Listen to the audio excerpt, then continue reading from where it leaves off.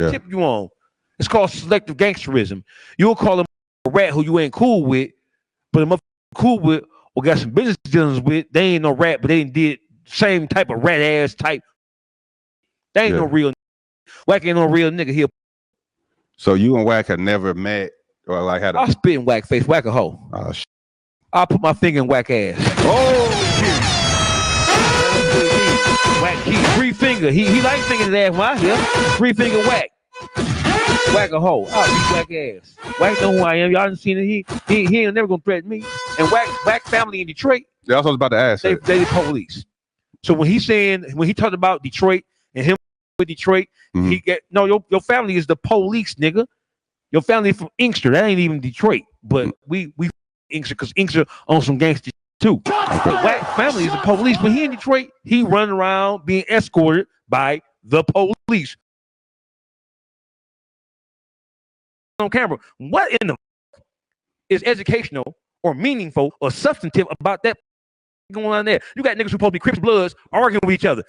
That shit makes the Crips and Bloods look horrible, bro. Yeah. All the niggas who died, you looking at wack100 and Briccbaby, you telling me that wack100 and Briccbaby are the best examples or are the best people to communicate what the going on in California? I never said that.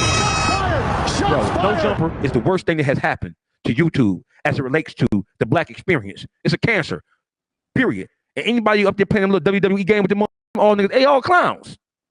You heard Wack say Briccbaby mama a hoe. Mama, right? Yeah. Right. What Briccbaby do about it?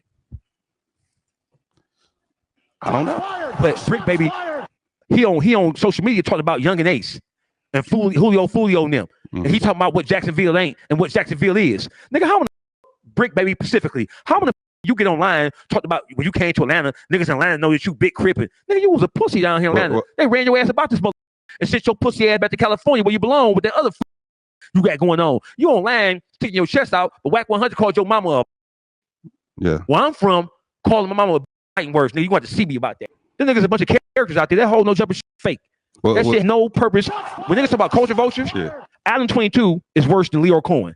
Allen 20, absolutely, because he has the culture in the palm of his hands. Okay. Right? This is a social media space. This is a YouTube space. The content that they produce, none of that has any probative, meaningful, educational value. That's like a soap opera, bro. Well, I'll say this. I beg to differ for this reason, right? As a West Coast person, right? No Jumper has platformed the West Coast experience. So prior to 2 years ago or 3 years ago, people didn't know what Keyway was. They didn't know the difference between Bloods and Crips, and they didn't know that certain Crips beef with certain Crips. And not to say that that's the defining thing of all of California, all black men from California, but from the outside looking in, it's entertaining, right? I learned more from you learned more about I learned more from California from Boys in the Hood. No. Whoa. Okay. I learned more about the California experience from the OG Bobby Johnson movie. I learned more about the California experience from Boys in the Hood.